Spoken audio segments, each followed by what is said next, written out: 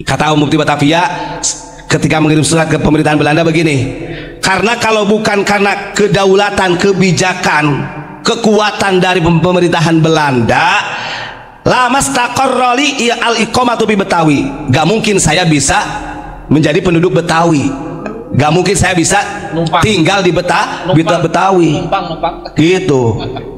Jadi dia meminta keadilan Belanda ini untuk membackingi, karena dia sudah takut ditegur Syekh Nawawi, ditegur Syekh Junaid. Ini orang gak punya malu ini sebenarnya. Nah gitu kan, makanya dia ada kalimat begitu, meminta perlindungan dari Belanda sebagai backing supaya dia tetap tinggal di Betawi. Nyata sampai sekarang para habaib Alawi masih ada di Indonesia. Siapa berarti? Dasar daripada 89 orang dihukum kerja paksa selama antara 15 tahun dan 20 tahun, dan 11 orang dihukum mati.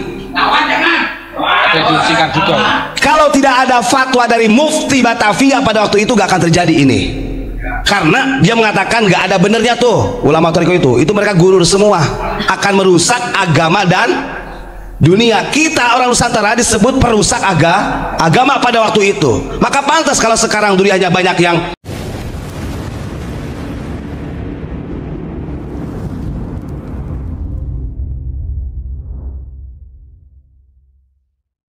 Mufti Batavia Utsman bin Yahya sudah ditegur oleh Syekh Nawawi Banten dan Syekh Junaid Betawi. Ini ada ketika dapat teguran dari Syekh Nawawi melalui kiriman surat dari Mekah oleh Syekh Nawawi dan Syekh Junaid Betawi, ketar-ketir Mufti Batavia, nervous dia. Makanya dia akhirnya sembunyi-sembunyi mengirim surat ini di tahun 1886 kepada pemerintahan Belanda melalui Senok. Saya bacakan. Nah itu kronologi singkatnya seperti itu. Jadi si Mufti ini yang dibela-bela sampai sekarang sama muhibinnya tuh, disanjung-sanjung, dia sangat loyal. Nih saya bacakan. Betawi 30 Agustus 1886. Alhamdulillahi wahdah, mukadimahnya tuh ya. Ini ditulis pada tanggal 30 Agustus tahun 1886. Ini sebelum terjadi geger Cilegon, karena geger Cilegon 1888.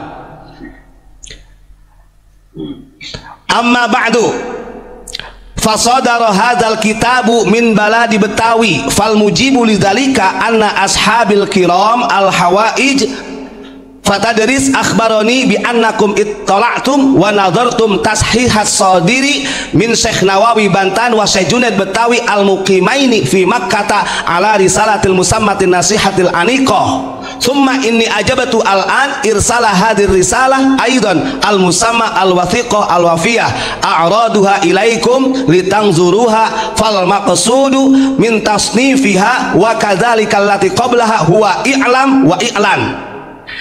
Nah, kata si Mufti, si Utsman, sekarang si Utsman sekarang semakin kelihatan dalam surat ini. Si Utsman ngomong gini, surat ini saya tunjukkan kepada pemerintahan Belanda. Ini adalah karena banyak hal yang sangat urgen, kata dia, banyak hal yang sangat urgen. Setelah ada dua ulama yang berada di Mekah yang bernama Syekh Nawawi Banten dengan Syekh Junaid yang mengkritik dari kitabnya Utsman bin Yahya, dari fatwanya yang mengatakan gurur, itu langsung ditegur sama Syekh Nawawi sama Syekh Junaid. Iya, di dalam kitab Al-Aniqah. Nah terus kata dia, summa inni ajabatu al-an irsalah hadir risalah aidon. Nah saya ini sengaja membuat surat ini, saya berikan kepada pemerintahan Belanda melalui Senok ya. Fal maksud min tasnifiha wa kadzalika allati qablahu wa i'lan wa i'lan bi anna tariqatal lati fashat fi hadzal zamani wa 'allamahal masyayikhu lil juhali fahiya laisa 'ala shawab. Maka pantas ini nanti rentetannya dengan Habib Lutfi. Dia memberitahukan begini kepada pemerintah Belanda, dia tersembunyi-sembunyi karena dia takut, nervous sebenarnya ditegur sama Syekh Nawawi sama Syekh Junaid. Saya ingin memberitahukan kepada pemerintah Belanda, artinya biar gak segan-segan untuk melawan ulama-ulama. Kata Mufti Batavia, sesungguhnya thariqah yang menyebar di Indonesia ini melalui guru-guru yang diajarkan kepada orang-orang yang bodoh, fahiya laisa ala shawab, itu sesat, tidak benar. Loh kan?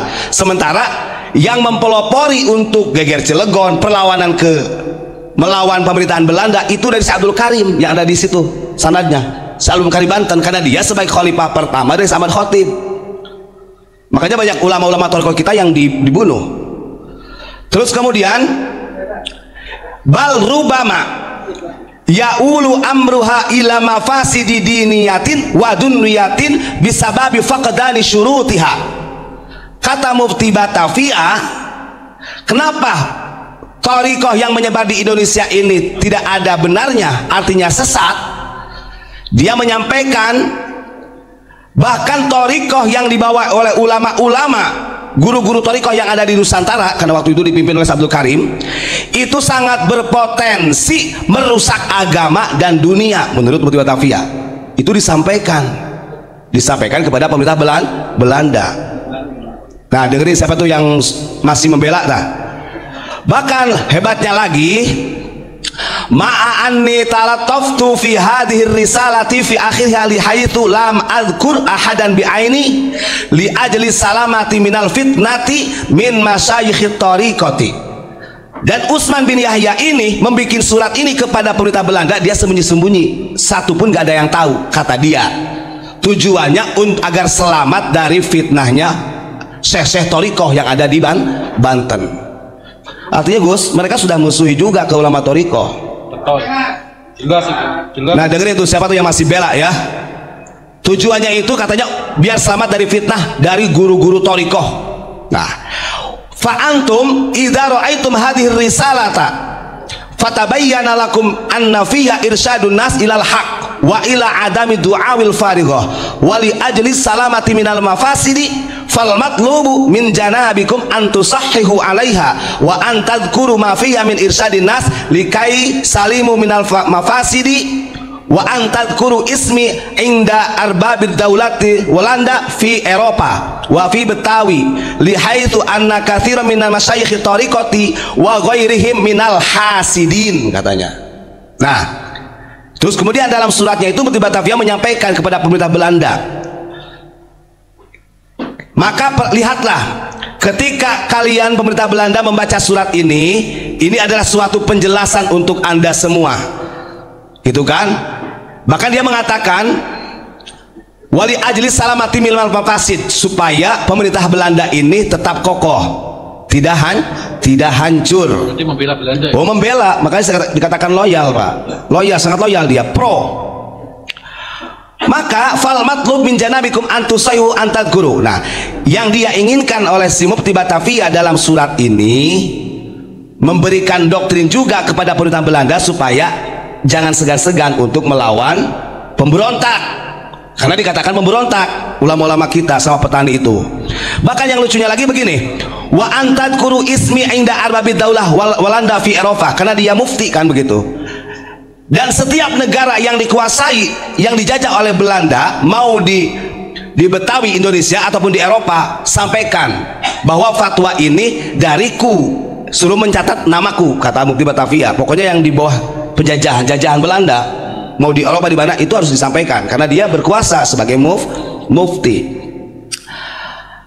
Tujuannya apa? Kata dia kan, likai salimu minal mafasidi wa antadkuru ismi inda albabid daulati Walanda fi Eropa fi Betawi li haitsu anna katsiran minal masyayikh tariqati wa ghairihim minal hasidin. Dia menyampaikan karena ulama-ulama thariqah yang mempelopori untuk melawan pemerintah yang sah, kata mufti, itu orang-orang hasud, orang iri dengki. Dia menyatakan, meminta kepada pemerintah Belanda ini suruh disebarkan kepada setiap pemerintah Belanda yang menjajah di beberapa negara, dan itu catatannya harus memakai catatan Utsman bin Yahya. Itu catatannya, Gus. Nah, dia ini kenapa nulis begini? Yuriduna as-si'ayah ila halaki, katanya gitu. Karena kalau tidak dilawan, kata si mufti ini, kalau nggak dilawan, mereka ulama-ulama thariqah itu katanya sangat ingin memusnahkan saya di Nusantara, gitu kan? Asli dia udah nervous, takut, Pak. Udah ketakutan, minta perlindungan sama Belanda. Penjilat. Kita buktikan nih bahwa dia meminta perlindungan ke Belanda. Begini kalimatnya di 3 baris terakhir, walaula adulal Walanda fi ardi Jawi wa ghairiha lamastaqarrari al iqamatu bi Betawi. Kata Mufti Batavia ketika mengirim surat ke pemerintahan Belanda begini, Karena kalau bukan karena kedaulatan, kebijakan, kekuatan dari pemerintahan Belanda, lama staqarroli al-iqamatu bi Betawi. Gak mungkin saya bisa menjadi penduduk Betawi. Gak mungkin saya bisa tinggal di Betawi. Gitu. Jadi dia meminta keadilan Belanda ini untuk membackingi. Karena dia sudah takut ditegur Syekh Nawawi, ditegur Syekh Junaid. Ini orang gak punya malu ini sebenarnya. Nah gitu kan. Makanya dia ada kalimat begitu, meminta perlindungan dari Belanda sebagai backing supaya dia tetap tinggal di Betawi. Nyata sampai sekarang para habaib Alawi masih ada di Indonesia. Siapa berarti? Dasar daripada Belanda. Yang lucunya lagi di bawahnya nih, dengerin. Karena takut ketahuan dia. Hadza ma ukhbirukum wa arju min janabikum jawab kitabi bil arabiyati, katanya Pak. Mau ngapusi. Jadi dia itu si Utsman bin Yahya ngirim surat. Terakhirnya saya mohon dengan sangat secepatnya harus dibalas surat ini kepada pemerintah Belanda, tapi menggunakan bahasa Arab katanya. Kebaca sih ya, kebaca sama kita, beleguk sih ya. Kita orang bodoh. Watas hiha hadrisalah bil afrensiah, atau menggunakan dengan bahasa Perancis katanya. Dikiranya orang Indonesia bodoh-bodoh. Ini bocor. Awas, ini manuskrip yang bocor dari Belanda sudah ada di tangan Ponpes Unik. Awas, hati-hati. Sampai kapanpun, kalau secara karakter muftinya saja seperti ini, mengatakan bangsa kita justru sebagai gurur, ulama-ulama thariqah kita disebut orang-orang yang hasud, orang yang sesat. Sampai kapanpun karakteristik ini gak akan pernah luntur dari duriah-duriahnya. Sama. Maka jangan salah, Syadziliyah yang dipegang oleh Habib Lutfi itu, kenapa Syekh Ibrahim bin Yahya dirubah? Kan begitu. Sampai dirubah silsilah sanadnya, namanya dirubah. Kemudian ada penggantian makom, ada. Nanti kita buka lagi. Ini grand design bahwa Ba'alawi, para habaib ini meneruskan estafetnya pemerintahan Hindia Belanda, titik. Karena dari mufti yang pertama Batavia sendiri, dia menggunakan mengatasnamakan agama. Dia kan ngomongnya begini, kalau tidak dilawan gitu kan bahasa dia, ini ulama-ulama thariqah yang hasud ini, padahal kita tahu dalam sejarah itu yang mempopolopori itu adalah Syekh Abdul Karim Banten. Ini sanadnya Abu Yamamah Armin loh. Dalam thariqah Tekian ini gak ada yang gak lepas dari Syekh Abdul Karim Banten. Makanya diasingkan Syekh Abdul Karim. Masuk ke Muslim. Iya. Dia mengatakan ulama thariqah kita ini sesat. Laisa bisawab. Berarti kan laisa bisawab itu tidak ada kebaikannya, bahkan minal hasidin. Nah, setelah dikirim surat ini, nih ada lanjutannya. Dengekeun sia, bahasa Pak Mujib kan begitu. Nih, catatan di dalam Geger Cilegon. Setelah si Mufti Batavia ini mengirim surat dengan sembunyi-sembunyi dan sekaligus mendoktrinlah pemerintah Belanda supaya nggak segan-segan melawan rakyat kita loh, bayangkan. Maka saya katakan mereka ini tertawa di atas tangisan Nusantara. Nih, akhirnya terjadi Geger Cilegon. Ingat, pasca Geger Cilegon di tahun 1888, ini misalnya sejarah. Kita baca, ada 204 orang yang ditangkap dari kaum petani dan ulama. Ingat-ingat, ini di terakhirnya. Sebenarnya kalau secara kotak fisik, kan itu terjadi di bulan Juni. Tahun berapa itu? 88 ini. Nah, di akhir Juni, akhirnya mereka mengadu nih dengan Mufti Batavia. Memang ada anjuran yang harus ditangkap ini adalah ulama-ulamanya. Mereka tahu karakter ulama Nusantara, orang Nusantara ini petani semua. Kalau sama ulama kan tunduk, Pak. Maka dari petani dengan ulama-ulama yang berjuang pada waktu itu ada 204 yang ditangkap. Di antaranya 94 orang kemudian dibebaskan, 89 orang dihukum kerja paksa selama antara 15 tahun dan 20 tahun, dan 11 orang dihukum mati.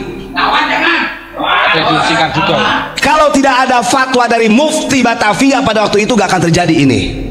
Karena dia mengatakan gak ada benernya tuh ulama thariqah itu mereka gurur semua, akan merusak agama dunia. Kita orang Nusantara disebut perusak agama pada waktu itu. Maka pantas kalau sekarang dunianya banyak yang pemerintah togut ke kita, ulama-ulama kita ke celeng, pantas. Uang muftinya juga kayak gitu. Bahkan hukuman mati terhadap ke-11 orang tersebut dilaksanakan hampir 1 tahun setelah pecahnya pemberontakan. Kelompok pertama dikirim ke tiang gantung pada tanggal 15 Juni 1889. Ngeri gak? Jadi di tanggal 15 Juni 1883 sebagian dari 11 orang ini dibawa ke tempat hukum gantung. Bayangkan ulama kita, nanti ada nama-namanya yang dihukum gantung itu. Nah ini kan muncul potensi sampai seperti ini gara-garanya ada kitab yang namanya Manhajul Istiqomah karya Utsman bin Yahya, sama kitab tadi apa namanya satu lagi tuh, Al-Aniqah itu. Padahal kitab ini sudah ditegur keras oleh Syekh Nawawi sama Syekh Junaid Banten, Syekh Junaid Betawi. Dia nerepes, minta perlindungan kepada Belanda. Nah ini kelihatan ini, ya. Dan terdiri dari 5 pemberontak menurut mereka. Ingat-ingat kalimatnya, di masa pemerintahan kolonial Belanda gak ada satupun dari ulama kita yang dikatakan orang alim. Semuanya pemberontak. Menurut mereka pemberontak. 5 orang yang pertama kali dihukum gantung tahun 1889 pada tanggal 15 Juni dihukum mati, Pak. Masa nggak sadar-sadar orang Indonesia kalau kita tahu kayak gini. Terus kemudian dari 5 pemberontak menurut mereka bernama 1 Samidin, Taslim, Kamidin, Haji Muhammad Akhya, dan Haji Mahmud, ini kiai. Pesta penggantungan yang kedua berlangsung di Cilegon sekitar 4 minggu kemudian, yakni pada tanggal 12 Juli 1889. Ke-6 orang yang berdiri di penggantungan, kan yang 5 sudah, yang 6-nya lagi adalah Dulmanan, Kiai Haji Dulmanan, terus Sakimin, Kiai Haji Hamim, kemudian nah ini nama-namanya ya. Nah orang-orang ini adalah murid-murid daripada Syekh Abdul Karim. Makanya kalau dilihat kan ada tuh di YouTube, cuma di YouTube kurang lengkap. Gimana?